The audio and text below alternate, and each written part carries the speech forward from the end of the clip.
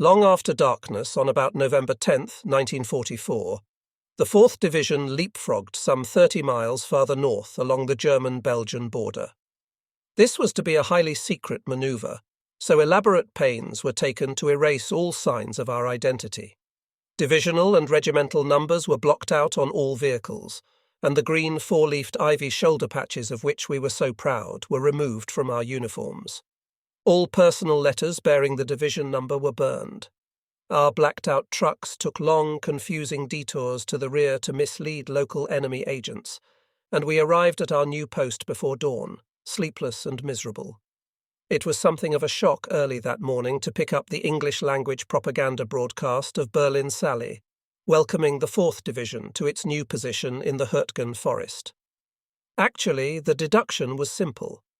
They knew where the 4th had been, they knew when it left with erased identity, and they knew when an unidentified unit arrived 30 miles north. Berlin Sally broadcast daily to us in English, trying to pack all the propaganda she could into a few sentences. We could occasionally pick up her program on our walkie-talkies.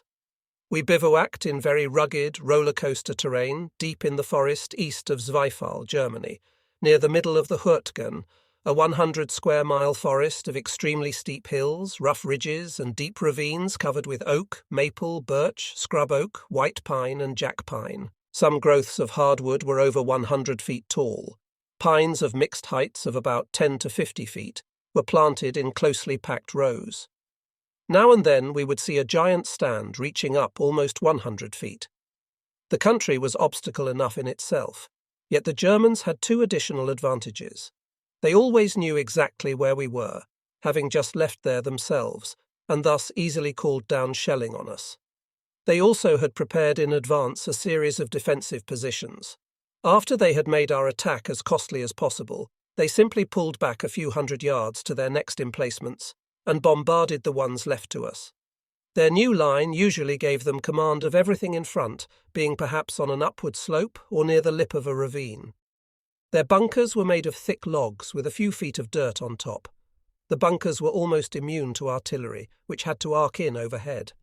They might as well have been concrete. Tree bursts bothered them very little, and there was no chance of our tanks getting anywhere near them for direct fire.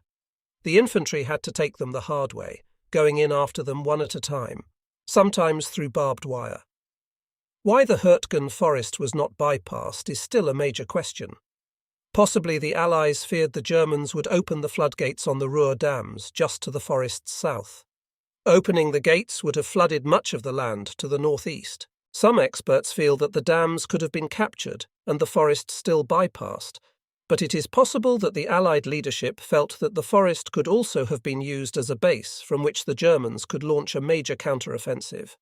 At that time, none of the officers I spoke to raised any question about the Hurtgen's strategic value.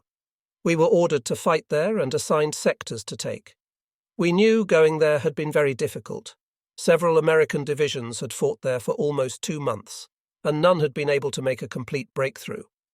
We were told that a breakthrough to the Cologne Plains was essential in order to allow our tanks to move across open ground and onto the Rhine, about 35 miles away. It was decided that another major effort would be made. This time the battle-hardened 4th, 28th and 90th Divisions, with extra tank and artillery support, would attack abreast. The main effort was concentrated to the front of the 1st Division, just north of the left flank of the 4th Division. The attack would begin with a very heavy bombing mission designed to wipe out the Germans facing the 1st Division. The German High Command was, of course, aware of our objectives and ordered us held up at all costs.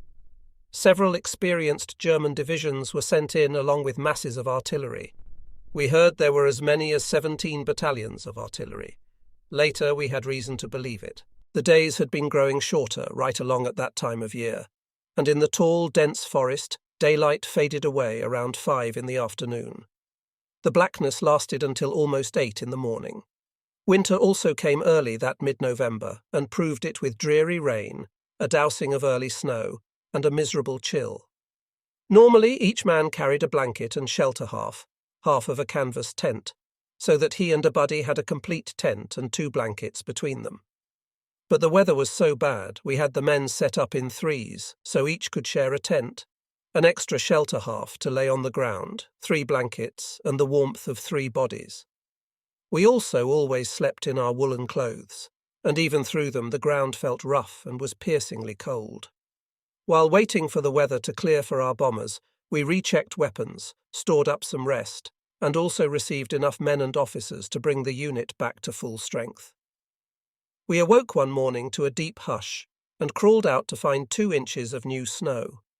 The ground we had been scuffing up was hidden under a pure white blanket, and the gaunt, leafless hardwoods now sported limbs topped with soft ermine. Our world was suddenly clean, fresh and uncorrupted, and it seemed senseless that we were not deer hunting back home in Michigan, but at war with people on the next ridge. November 16th came clear and cold, and masses of our heavy bombers did their jobs on the Germans, some 5 miles northeast. This was beyond our division's zone, so it did not help us directly, but we must have received some side benefits from the reduction of the enemy's overall strength. While the bombing was still underway, my platoon moved out by itself ahead of the battalion. We followed a 2-lane track to the north and ran into no opposition. The only sign of danger was a few booby traps strung in the trees to the right of the trail. The tripwires were in plain sight, but if we had been a little careless or come through at night, we would have triggered them. I radioed back to the captain to warn him. After about a quarter mile, we turned to our right and formed a long defensive line along the ridge, facing north. Once we were in position, the rest of the battalion advanced straight ahead behind us, so that we were strung out defending the left flank of the whole battalion, led by Lieutenant Colonel Glenn Walker. 2nd Battalion immediately ran into a tough German defence, veterans who fought savagely from thick log bunkers and gun emplacements protected by barbed wire. From dug-in positions facing us, they put down brutally accurate mortars and artillery on our men out in the open and chewed us up with direct machine gun and rifle fire. Our casualties were dreadful. Most of our losses were inflicted by artillery and mortar shells exploding in the trees above us. Normally, artillery shells come into the ground at a sharp angle, and their shrapnel fans out and slightly upward to the front, much of it going harmlessly into the ground or straight up into the air. When a shell explodes overhead in a tree, almost half of its shrapnel spreads out and downward like rain, and it is infinitely more lethal. The best defence is to stand upright against a big tree, thus exposing mostly your helmet and shoulders. Instincts are strong, however, and many men could not stop themselves from hitting the ground as usual. Actually, it didn't always make much difference, because mortars drop straight downward, and their steel splinters fan out in all directions. Thus, you get hit from all directions, even from below with mines. My platoon was very lucky to have a defensive job on a quiet flank that opening day. A few stray tree bursts came in, and they did give us our first 2 casualties, but we saw no other sign of the enemy. All day long we heard the heavy fighting behind our right flank. We knew the rest of the battalion was catching hell, and we were pretty jumpy. At dusk, which was only a little in the thick woods, the fighting stopped, and my CO ordered me to rejoin the company. By the time we assembled, it was dark, and the only way we could get back was to trail one hand on the field phone wire. We stumbled along over roots and small depressions and slashed through the underbrush, and then we piled up against some barbed wire. It took some time to cut through the wire and bend it back in the darkness. We then followed the phone line and soon were with F Company again. The company was digging into the rear of the battalion as the reserve, and Captain Flanagan, F Company commander, said E and G companies were dug in a few hundred yards in front. "Have your men dig in along the right rear, and let's hope for a good night," he said as he went back to his command post, which was little more than a foxhole with his phone and radio nearby. Most commanders tried to locate their CPs near the centre of their company. The dense pines ended a few feet south and bordered on a large open stand of hardwoods. I decided to stay just inside the pines for protection. The pines were so thick that the lower boughs nearly touched ground, and at night they almost completely blotted out any faint light. Very carefully I began to place my men in pairs about 10 feet apart along a rough perimeter. This was difficult because I couldn't see the ground. Then suddenly there wasn't any. I dropped several feet into a void and lay stunned at the bottom of an old German foxhole. My wind had been knocked out, my chest ached, and my teeth had been jammed. I couldn't see a thing, and must have been in shock as I dragged myself out of the hole. Then I had to go right back down again to grope around until I found my helmet. After all the men were in place, my runner and I began to look for the German foxhole I'd found, so we wouldn't have to dig our own. We fanned out slightly and cautiously, felt our way but finally had to give up and dig our own shelter. At daylight we were pretty disgusted to find we had missed it by only 10 feet, and then we learned how lucky we had been. Some of the men were interested in my mishap and went down in the hole themselves to poke around. They quickly found something they hadn't expected. The foxhole actually was the entrance to a dugout, and still inside were 4 terribly frightened German soldiers who couldn't surrender fast enough. They had spent a dreadful night fully aware that we were all around them, and had hoped they would get a chance to surrender before someone as nervous as they tossed a grenade in on them. For my part, I couldn't help thinking how lucky I had been that they weren't fanatics who would have finished me off as I lay stunned at their feet. I tried not to recall how hard my runner and I had looked for that hole with an eye toward using it as shelter. 2nd Battalion continued its attack eastward early next morning, with companies E and G leading and F trailing along in reserve. The lead companies fought feverishly to break through a second line of log bunkers, and we clearly heard the clatter of machine guns and rifles, the endless explosions of mortars and artillery, as both sides pounded away. Our casualties were prohibitive, and the wounded had to be carried out on stretchers in a continuous stream, since not even a jeep could find a path through the dense forest. The front-line companies frequently were held up for long periods, and during those times F Company was caught without foxholes. We also picked up more shelling than we would have if we had been able to keep moving forward. Once, when we were in a thick grove of 30-foot-tall reforestation pines, a shell hit a tree only 20 yards ahead, and we all dove for cover. Almost instantly another shell took the top off the tree right over in my head, and I was knocked silly. I got up and ran like a madman. I must have covered 75 to 100 yards before a glint of consciousness got through. My head was reeling and my hearing was gone, but I turned around and made it back to the platoon. 5 or 6 of the men had been hit, 3 very seriously. One had a grapefruit-sized hole in his back, and air sucked through his punctured lung. Our medic worked quickly on the wounded while I moved the rest of the platoon ahead and out of the area before any more shells came in. We were lucky only those 2 had landed on us. A barrage might have finished us off. A few minutes later, a messenger came to my platoon and announced that I was now in command of F Company. That morning we had started with 6 officers, but we were down to just myself and a 2nd lieutenant. I was told Captain Flanagan had been killed and all the others wounded. Battalion headquarters also had been hit severely, with Lieutenant Colonel Walker and his entire staff being casualties. Captain Newcomb from E Company took over the battalion until Major Blazard arrived. During this unsettled period, we again had a long wait on the forward side of a hill. The front-line companies were about 300 yards ahead on the next hill. Our hill somehow had only a few trees, but clumps of bushes did give some concealment. While we were in that semi-exposed position, P-47 fighters swooped over our heads to strafe the woods beyond our front lines. To our surprise, we suddenly were bombarded by the empty brass casings from the 50 caliber machine guns. They whistled down all around us and would have done plenty of damage to anyone without a helmet. We had always known those things went somewhere, but we had never been attacked by them before. A couple of the men picked up empty cartridges and pocketed them as souvenirs. A little before dark, I received orders to move F Company up to the front and dig in to the right of G Company. As I was doing this, an officer appeared and pronounced himself our new company commander. He took over and began by ordering me to have the men dig in along the edge of a gully to our right rear. My experience told me this was a dangerous position, so I suggested he have us move farther up the hill because gullies usually were natural targets for German artillery.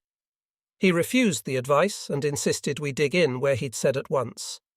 We had barely started our foxholes when, to my disgust, the enemy artillery plastered our gully, one terrible shell after another. I immediately stood and flattened myself against the thick trunk of a big beech tree and yelled at the men to get up and find trees. A few of them had time, but many were hit before they could move. Our new commander broke down in tears, blubbering about how it was all his fault.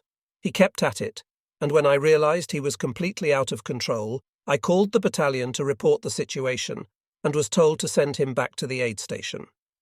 Very soon another officer was sent to take command of the company.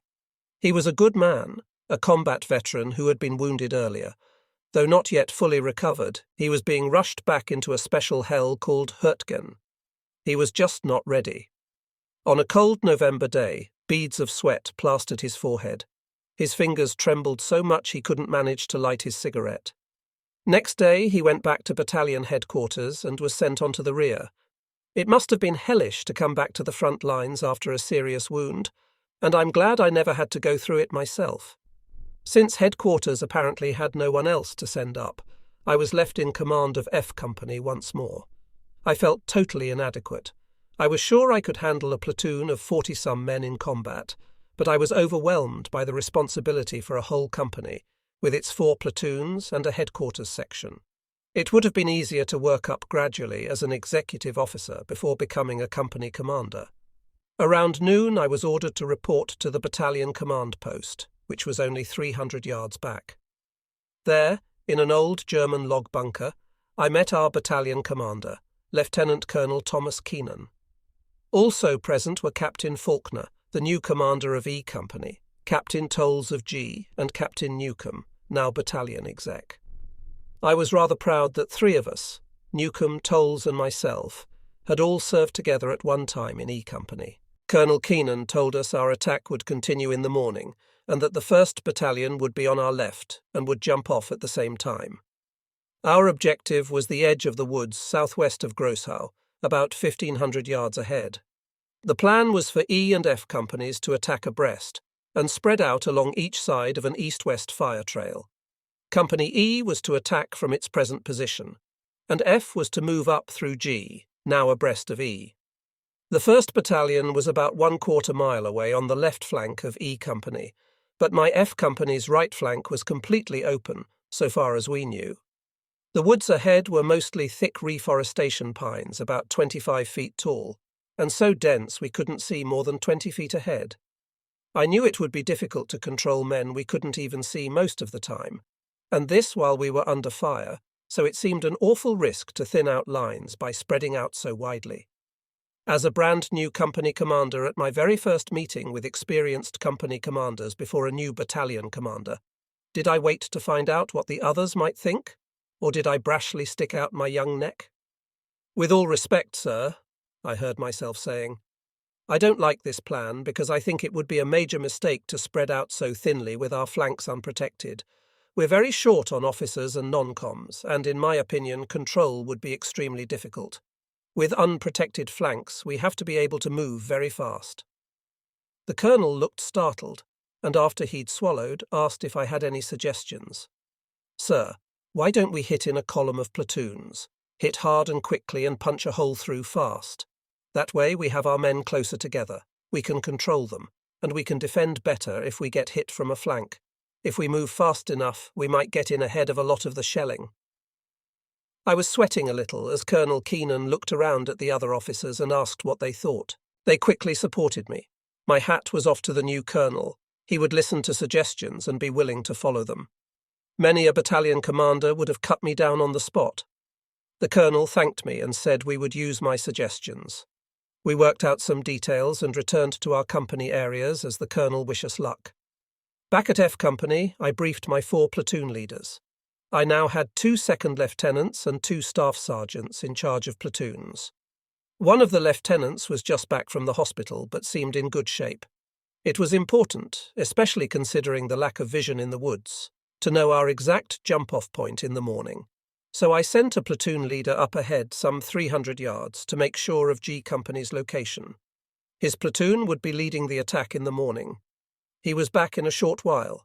He assured me everything was under control and that he could find his way easily in the morning. He also brought back the tragic news of the loss of my old friend from G Company, First Lieutenant Gallagher. It was Gal who had led that excellent patrol to capture German prisoners for me when I was Battalion S2, intelligence officer. He had been at the head of his platoon when it was caught in a crossfire by German tanks, and he was killed. Gal was one of the finest platoon leaders ever to serve in combat with our army, a man deeply respected by his men. Next morning broke clear and cold as I led the company out into attack for the first time as its commander. As planned, the lead platoon went up through G Company to the line of departure, and by radio control, E and F companies jumped off together. I followed my second platoon across the north-south road and into the thick woods. After I'd moved about 100 yards, something suddenly bothered me, and so I pulled out my map to check our position. It was lucky I did, because the map showed we were to the left of the fire trail instead of to the right, and that we were actually in E Company's territory. This meant we were forcing E to their left into a ragged gully. Now the entire company would have to swing back south and get on the right-hand side of the road where we belonged. I radioed the platoon leader to push his men to the right beyond the fire trail immediately, and then to continue ahead parallel to the trail to our final objective. He acknowledged the order, and we stayed in place waiting for his move. A few moments later I looked up to find the lead platoon tearing headlong back to us like frightened deer. When they were near enough, I jumped in front of them, waved my arms, and ordered them to stop right there. I was mad enough to use my rifle on them, and it must have shown, because the men all hit the ground and hid behind tree trunks and stared back the way they had come. I walked right up close to the most senior man visible and was practically spitting in his face as I demanded to know what he thought he was doing, trying to start a stampede. I raised my voice and told him he'd better not ever again move to the rear without permission. I had not heard any enemy action up front, so I asked just what all the running was about. He said they had run into a big German tank and were pulling back so we could hit the tank with artillery. That being the case, I asked Lieutenant Caldwell, our artillery observer, to go back with one of the men to spot the tank and lay some artillery fire on it. While they were gone, I started to make the rounds and quickly discovered that the rear elements of the company were missing. Normally, the company executive officer would lead them up behind the rest of the company, but we had no exec. They should have been following on their own, but apparently they weren't that eager. So I went back to the road we had crossed earlier and whipped the men out of the shell holes they were hiding in, and sent them up to the main body of the company, which was still where I had left it. I had been gone less than 15 minutes, but it had been costly. The fine young red-headed second lieutenant who led the second platoon had been shot between the eyes. He, of course, never knew what happened. There he was, fresh from the hospital, his first day back on the lines, and he was dead before he even saw a German. We were still out of position, and now that all my officers were gone, I called on Staff Sergeant Servat and Staff Sergeant Seltzer to lead the two attacking platoons. Lieutenant Caldwell, the FO, meanwhile reported that the rampaging German tank was only a log sticking out over a stump. He was chuckling, but I had lost my sense of humour. I ordered the two lead platoons to attack to the right until they crossed the fire trail, and then turn left or eastward and keep up the attack. The Germans on the high ground near the trail were well dug in, and they opened up viciously with rifles and machine guns as soon as we were within range. The air was moist and heavy, and the savage explosions of the individual rifles and continuous drumming of the machine guns pressed down on our senses. Bullets whipped by us, sometimes tossing up dirt or clipping off twigs and sometimes clicking off helmets or tugging at clothes. We sweated in feverish excitement. We had all hit the ground at once, and now no one could move. Our position looked hopeless. I crawled forward until I got to the nearest platoon leader, and I told him to get his men going by fire and movement. This was slow and painful, but it seemed the only way since we were too close for artillery support. Fire and movement is an old military technique that requires a few men to crawl or surge forward a few yards to the next cover, while everyone else lays down heavy fire on the enemy to keep him occupied. The next group then scrambles forward while the others cover it with fire. And so it goes, with the platoon leader directing traffic. This uses up an awful lot of ammunition, and it also is about the roughest thing an infantryman has to do. Casualties are sometimes high.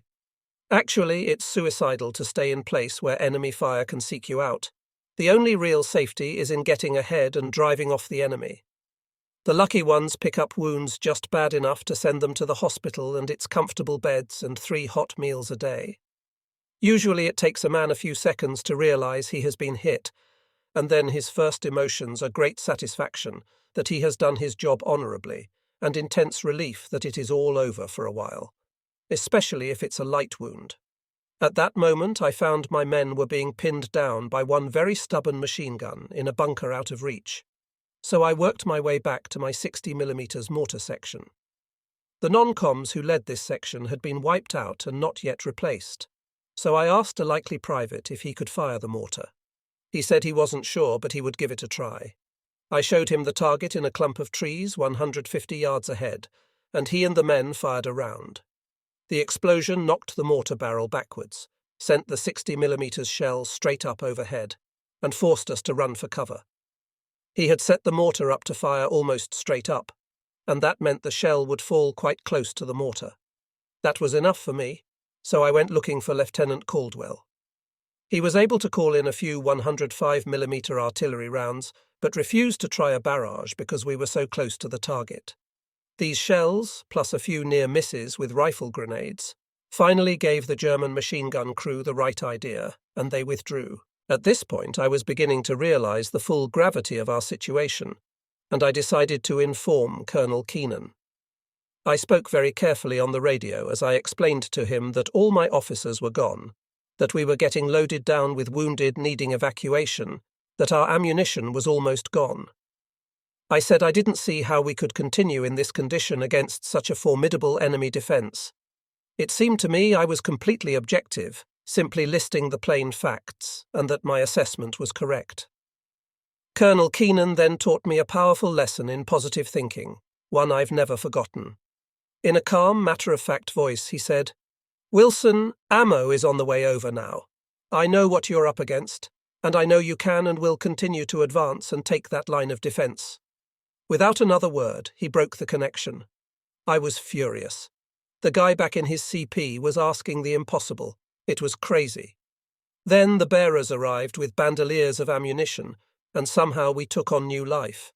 Lieutenant Caldwell laid down some more artillery ahead of us, and we moved out again. Just before dark, we knocked out the last German breastwork and cleaned out that defensive line.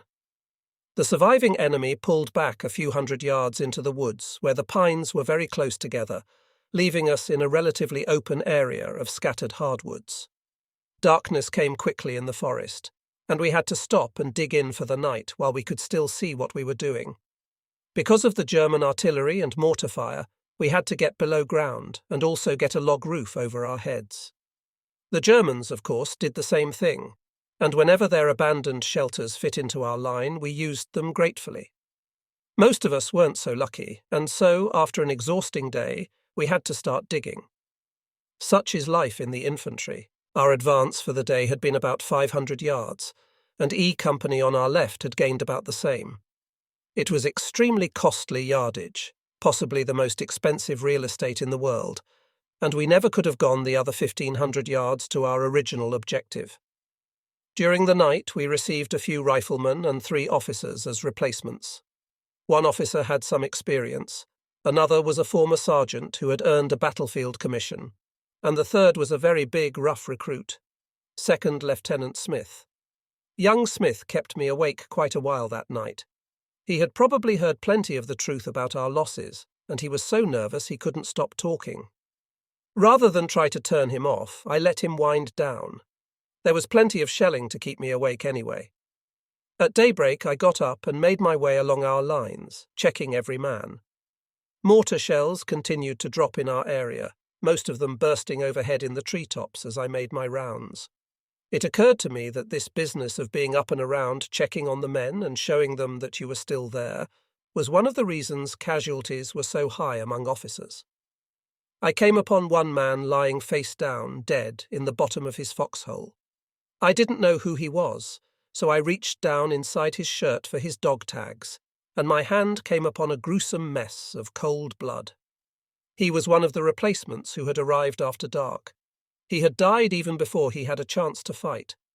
Many never made it up to the front lines due to the heavy shelling that hit in the rear areas. This was the Hurtgen. By now our supply lines were in a terrible mess. The jeep trails were mined or so muddy as to be impassable. All our food and ammunition had to be carried, and this meant that the recruits joining us after dark were loaded down with boxes of supplies. Our medical staff also had taken a severe beating, with most of them killed or wounded. The few remaining stretcher-bearers were ready to drop from exhaustion. The German mortars continued to drop in relentlessly.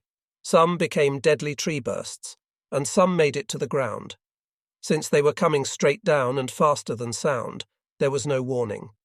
By the time you heard the explosion, you were already hit, or else had escaped. During one of my rounds, I was caught in the middle of a barrage, with one shell exploding in a large oak directly overhead. My right arm stung, and I looked down. A sliver of shrapnel was sticking out of my right forearm. It was about a 1/4 inch thick, and a 1/2 inch protruded. When I pulled it out, I found that about an inch had been buried below the surface. The medic sprinkled sulphur powder on the wound, then bandaged it up. At the time, it didn't particularly bother me. That came later. I must have been pretty stupid, because it simply never occurred to me to go back to the aid station, about 500 yards to the rear. One of the new men asked if he could try out his rifle. He hadn't had a chance to zero it in, and he asked if there were some Germans he could get a shot at. I assured him there were indeed Germans in the woods ahead, and told him if he went to our outpost 50 yards in front, he might well get a shot. A short time later he returned excitedly, and bragged that he thought he'd gotten a couple of Germans. That would have been over 200 yards through thick woods, so I rather doubted it. Later that morning we were ordered to continue the attack eastward toward the far edge of the woods, our original objective. Companies E and F were still to lead the way. I called my new officers together and explained that we would attack in a column of platoons. I emphasized the importance of speed, because we had to move in close to the Germans to get out of the shelling. I thought we could knock a quick penetration through the German defences and continue to drive hard for the edge of the woods. This would undoubtedly make the Germans slip off to our sides, particularly our open right, and also to our rear. And I strongly warned against a possible German counterattack from any quarter. To guard against probable enemy reactions, I assigned defensive positions for each platoon in our new area at the edge of the woods. I didn't think we would have time to mill around, so I told each platoon leader in advance exactly where he should have his men dig in and clear out fields of fire to his front. They were to cut off tree limbs that might obscure or obstruct their view of the enemy to their front and flanks. Then I repeated everything, particularly about the Germans' custom of counterattacking. By then I seemed to be respected as a veteran. Both companies jumped off on schedule, and the shelling picked us up at once. As the artillery screamed into the treetops above us, I pushed my company right out to the front. Evidently the Krauts were caught off balance by our rush, and they took for the rear with only a few shots at us. I knew the dangers of staying in place too long, so I whipped my men ahead, even though I could tell by the sounds of firing that E Company was falling behind. They were probably being pinned down by heavy artillery barrages. They were being shelled from the front, just as I had expected. If they had moved out fast, the way we had, they probably would have escaped most of the shelling. We didn't dare wait for E, so we pushed on rapidly and reached our objective, the edge of the woods, in about a half hour. We were about a half-mile ahead of everyone and exposed on all sides. The 3 rifle platoons immediately began to dig in as arranged, and I assigned the weapons platoon and the headquarters section to the rear of our lines. I also designated what would be the inner side when E Company joined us. We were in a rough square about 150 yards to the side. The fir trees there had been planted very close together by the local foresters and had grown to a height of about 20 feet. We couldn't see more than about 20 yards in any direction, except over the open farmland that was our front. I went around to make sure the platoon leaders were having their men cut off the lower limbs of the pines to give them longer fields of fire and prevent the enemy from sneaking in too close.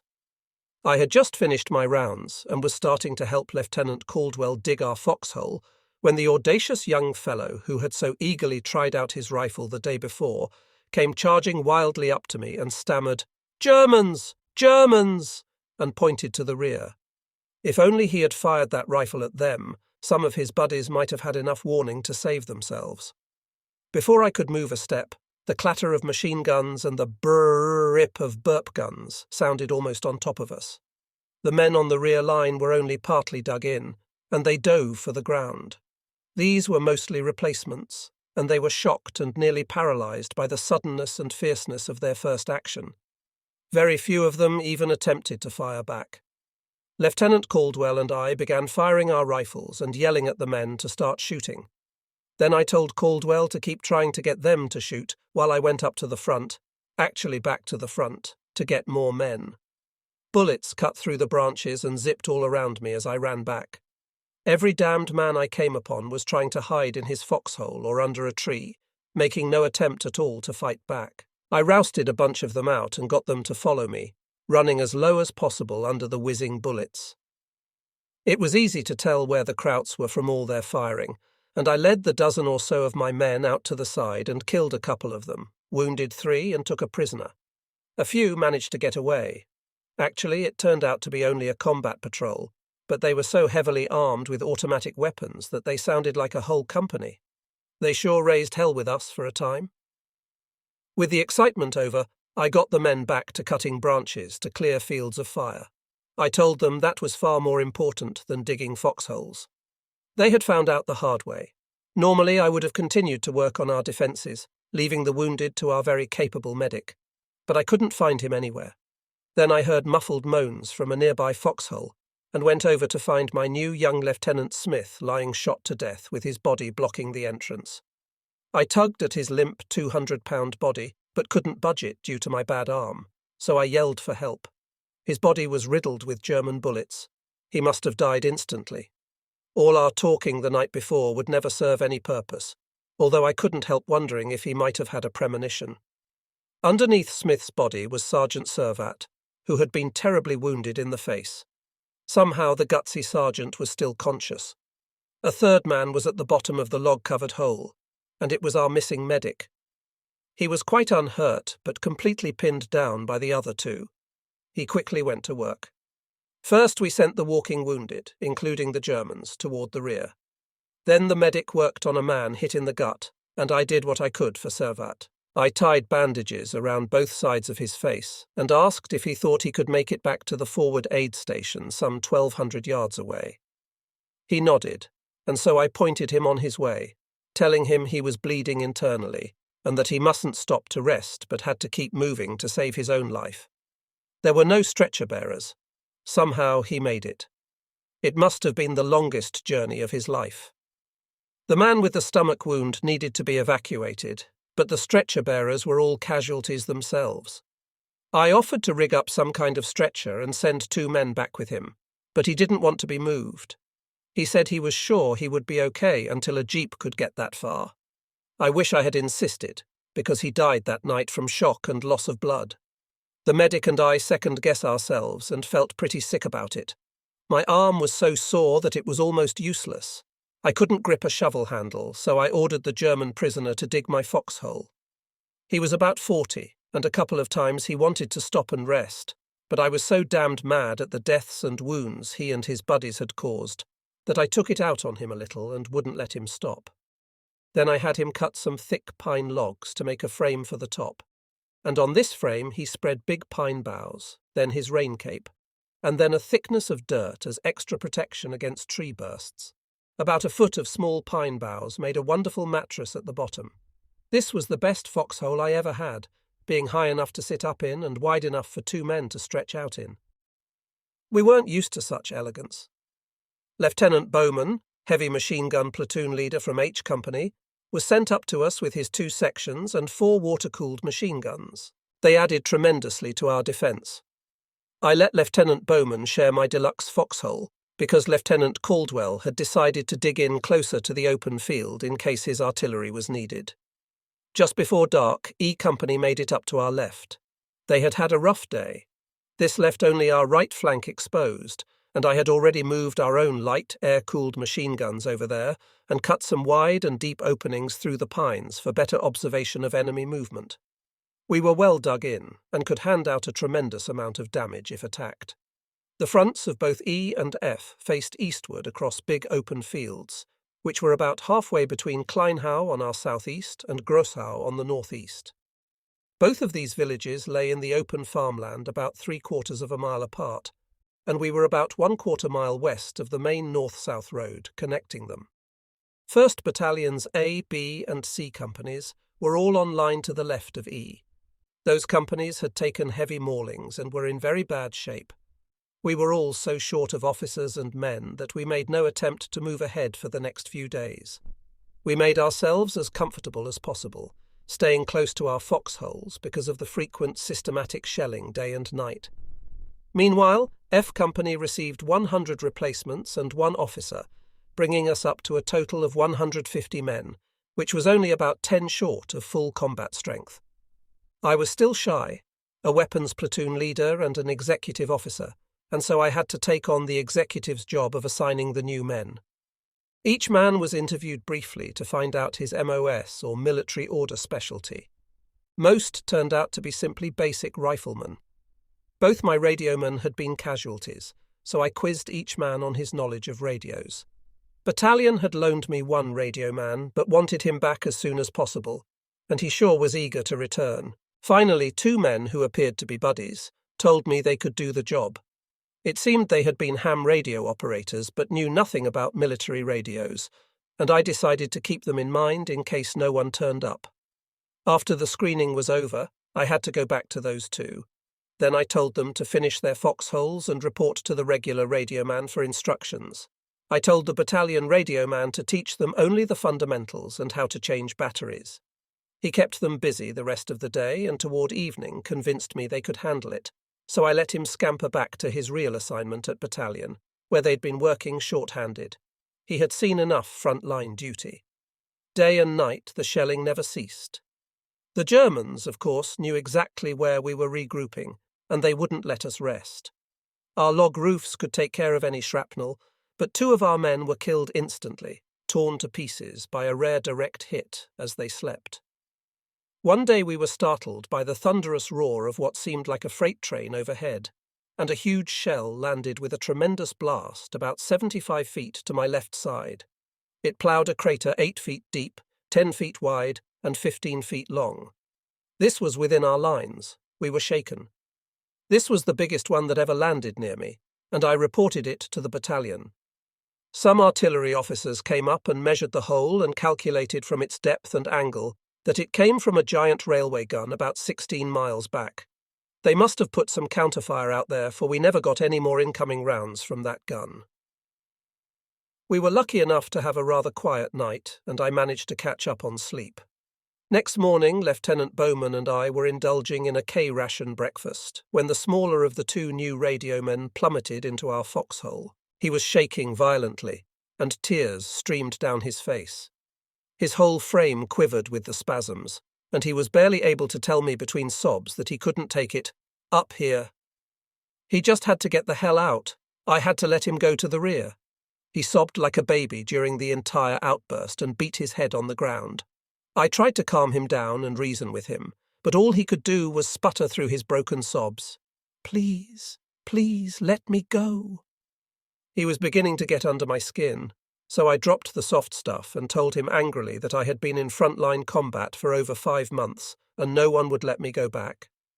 Since he had just arrived, he sure as hell wasn't going back. This only brought on more hysteria, and he said he would desert. I told him that was one way of ending it all quickly, because he would be shot as a deserter. He said he didn't care. Then I told him how ashamed his parents would be, and he still didn't care. Nothing seemed to work, though somehow he became a little calmer, and then he shocked me with his remark. I'm just a dirty, no-good yellow Jewish SOB. I didn't give a hoot about his background, but was horrified to hear a man demean himself so abjectly. All this was enough for me, and I sat back completely stumped and let Lieutenant Bowman try his hand. I hadn't had time to analyse, yet somehow this fellow didn't ring true to me, and I was determined to get to the bottom. It was pure luck, however, that led me to a way to draw him out. With nothing particular in mind, I began to probe about his past. When I got into college sports and he began to wipe his eyes, I knew this was the right track. He said he had played football in high school and had led his team to conference championships. I congratulated him on what must have been a fine job of leadership and followed up by remarking that he must have had a really great team for them to play together so well. Then I tried to tie it into the present by suggesting that he think of combat as similar to football. Now, however, it was my turn to be quarterback, and our team really had taken an awful mauling in the first half.